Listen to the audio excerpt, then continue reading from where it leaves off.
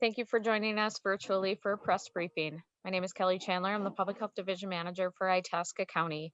And we are hosting press briefings in Itasca County every other Thursday through May of 2021 to address COVID-19 related issues and questions. And today our focus is on activities you can do while continuing to adhere to safety measures to slow the spread of COVID-19. Our speakers will include Kim Jampgard, owner of Wildwood Resort in Cohasset, Tom Neustrom, fishing guide, Minnesota Fishing Connections, and Dave Rarick, Let's Go Fishing with Seniors.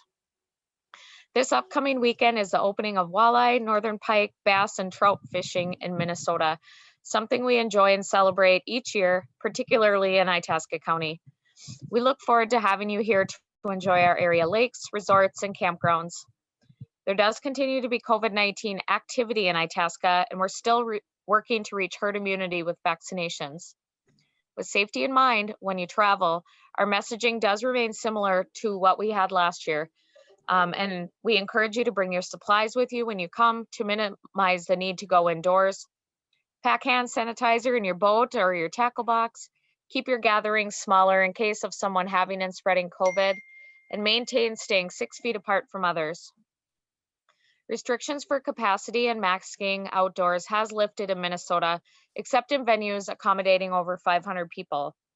We continue to have masking requirements in indoor spaces in Minnesota, so if visiting our area, restaurants, breweries, resorts, hotels, please plan on wearing a mask except when seated and eating or drinking, or if you're in your own room or cabin. In Itasca, we have 52% of our 16 and older who have started their vaccination series. Vaccines will allow us to reach herd or community immunity sooner, limiting the ability to spread COVID-19 and get us closer to not having to wear masks indoors. When Minnesota reaches 70% of people vaccinating, the mask mandates will lift. This can happen sooner than July 1 if we get more people in for vaccinations. In Itasca, you can get your vaccine at area pharmacies, clinics, and in public health. Information can be obtained by calling your clinic or the Public Health Information Message Line at 218-327-6784, or by visiting the Itasca County website. We have 3 safe vaccine alternatives available in Itasca. The Pfizer vaccine was approved this week for persons ages 12 and older. Essentia Health will offer to 12 and older beginning at noon today, and Grand Itasca and Fairview Range will offer beginning this coming Monday morning.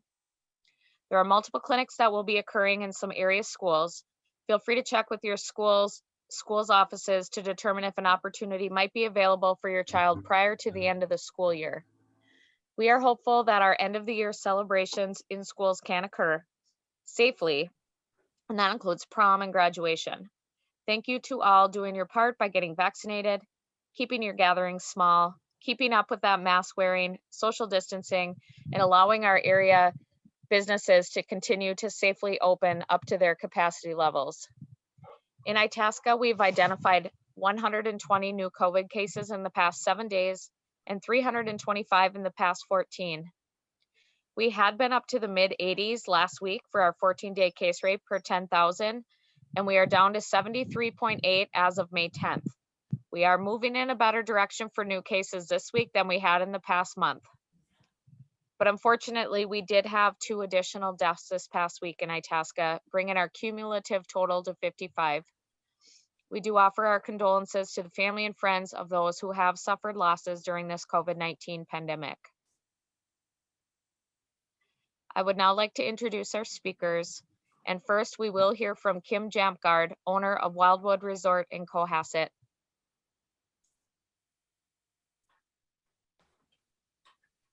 Hi, Kelly.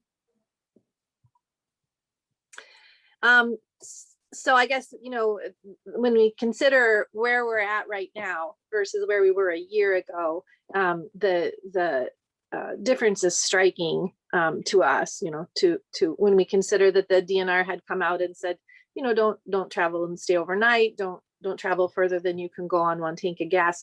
I know that we still have to be careful, and a lot of those regulations are still in effect, but the hope that I think vaccination gives, and I think the knowledge, a little more knowledge that we have of the virus and how it spread has, really encouraged people to travel and to, you know, plan summer vacations in Minnesota.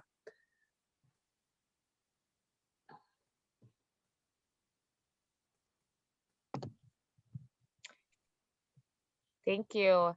And we will now hear from Tom Neustrom, Fishing Guide, Minnesota Fishing Connections. Good morning, Kelly. How you doing? And everybody else connected with this call. Last year, we were shut down as guides for approximately a month, and with good reason. I think once we got back working, we took the precautions, and we made sure that we total distancing. I didn't have anybody in my vehicle riding with me, which I have usually in the past, and they met me at the lake, and they wore masks. And then when we were out on the water, we took the masks off. And that's just one of those things where it was precaution, but you're out in the fresh air and you're moving in the wind.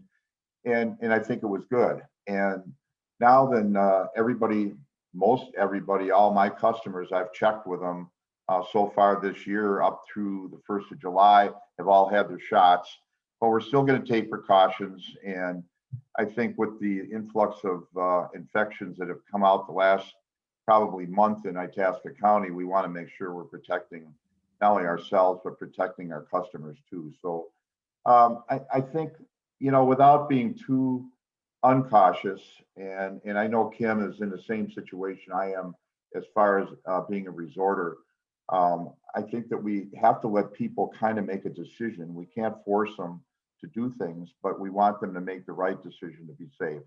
And we don't want a spread of disease anywhere in Itasca County, but we want to be safe, and we want them to be safe. And I think that's something that I'm doing right now, is I'm just asking them if they've had their shots or not. And I think that's going to be for booking trips. That's going to be one of my preempts. So if you understand that, I think fishing has given us an opportunity to be outdoors, and I think it's a very healthy commitment by people in Itasca County to welcome people to come up in our area. Opening of fishing is a ritual. It's probably one of the most attended days, one-day event of the entire year, and it really comes into about 3-4 days. But it's probably the biggest attended event of the year by people. And I think I'm so happy that we are not mandated to do certain things, but there are certain things we need to protect our customers, our friends, and all the people that are coming up here fishing. And we want them to come and join us. I mean, this is a great deal.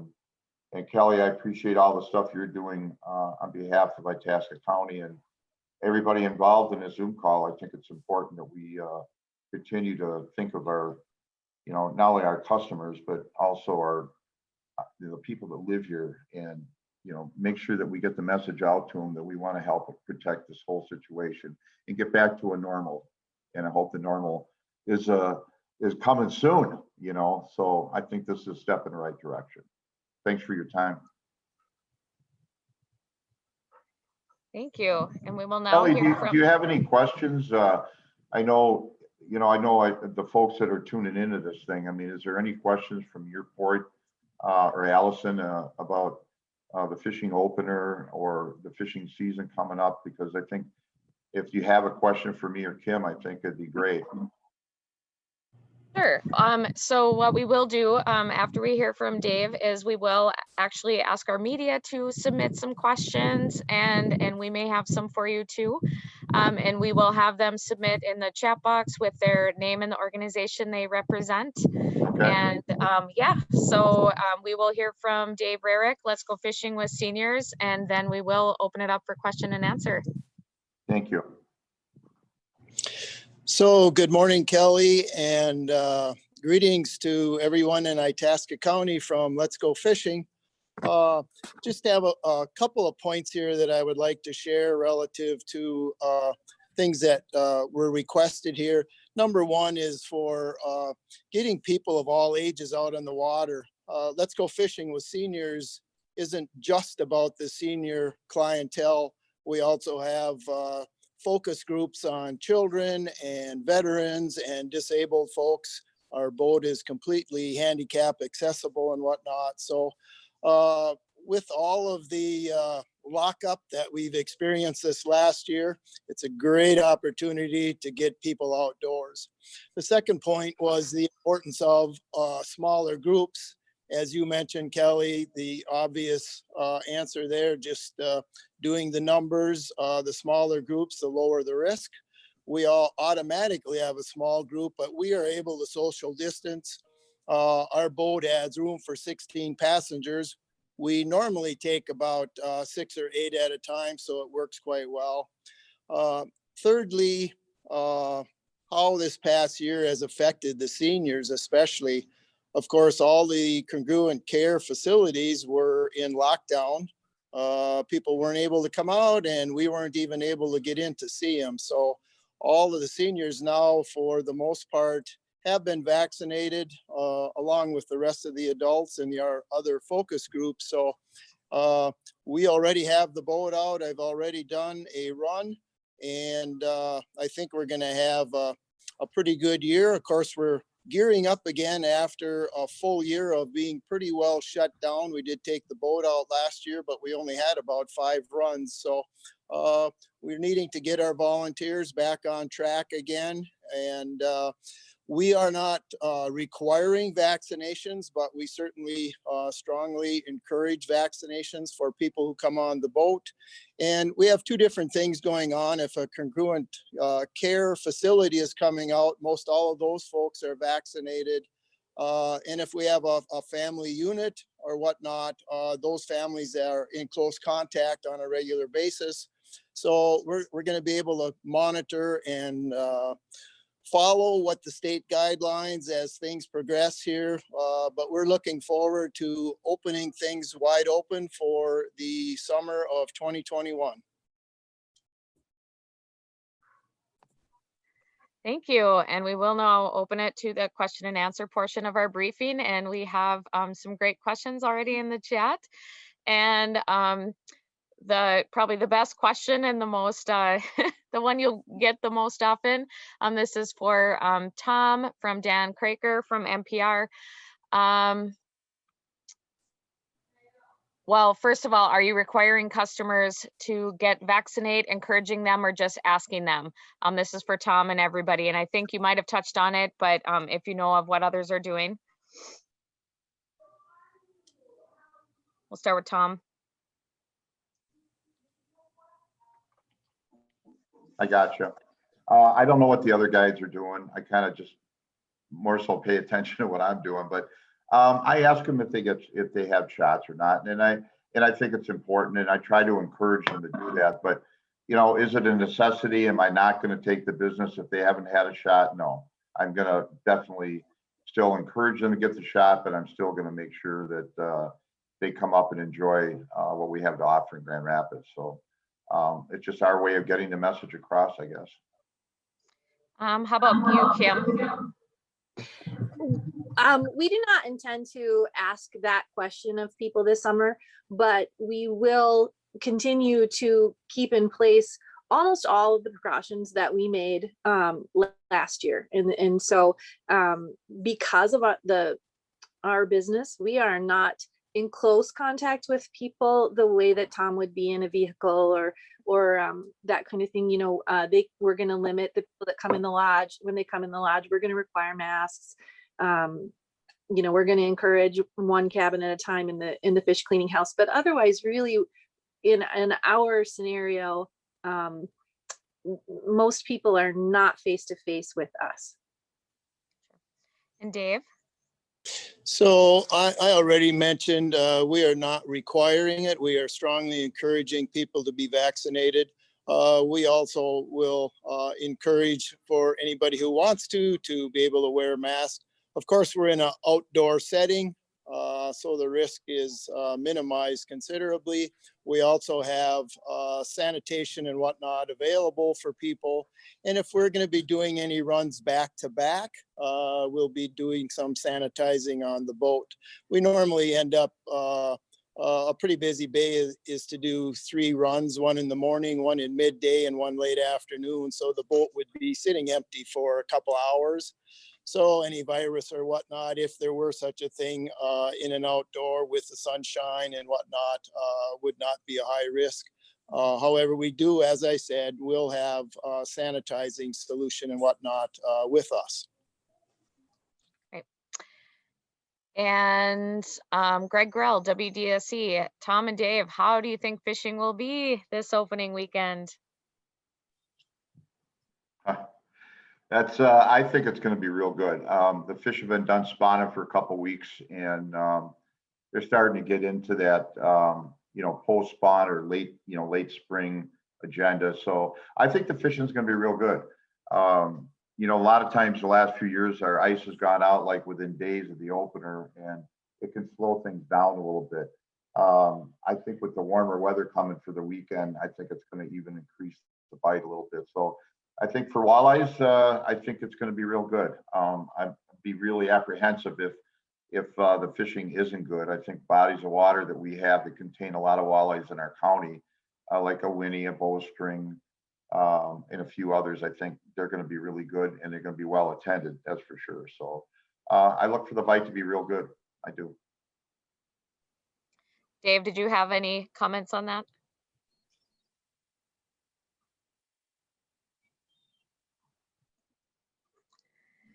Okay, so Dan at Craker at NPR, what are your bookings like so far this year? I think Tom already answered, are we expecting a busy opener, busy season? And do you think outdoor vacations are again going to be really popular this year, as a lot of people still want to be cautious? But we'll start with the bookings. And Tom, do you want to start with that? And then we'll jump to Kim.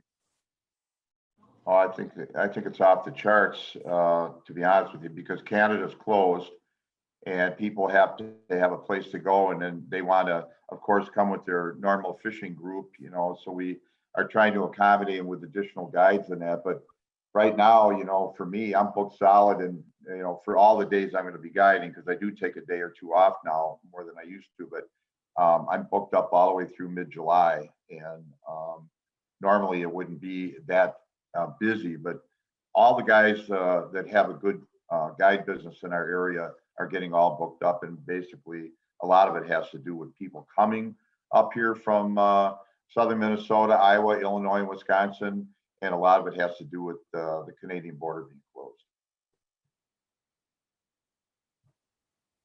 And we'll jump to Kim for that same question, and then Greg Grell from WDSE also asked, are you seeing a pent-up demand for lodging, and how are reservations, and how do you predict the season will be?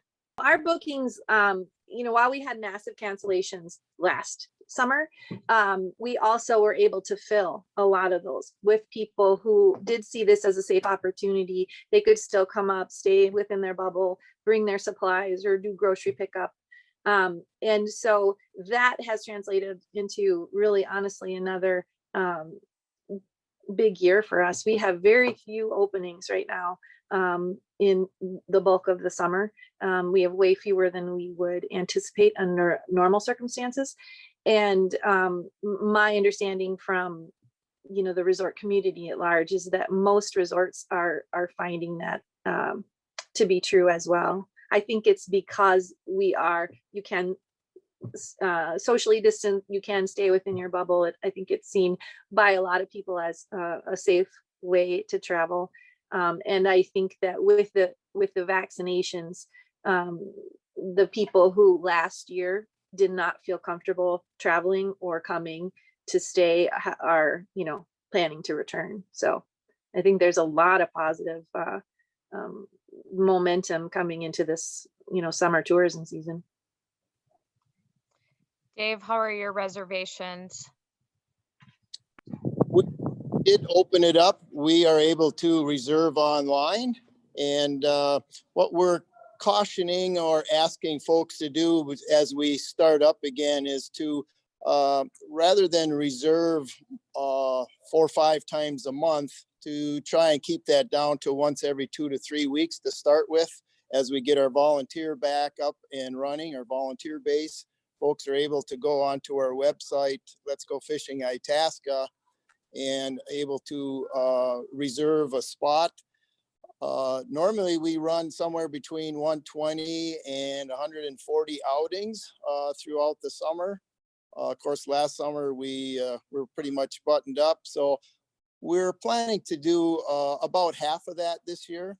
And the last time around, I see I was on mute here too. Sorry about that, Kelly. But relative to the fishing part, I can just give a quick comment there. We do both a fishing excursion and just the boating excursion.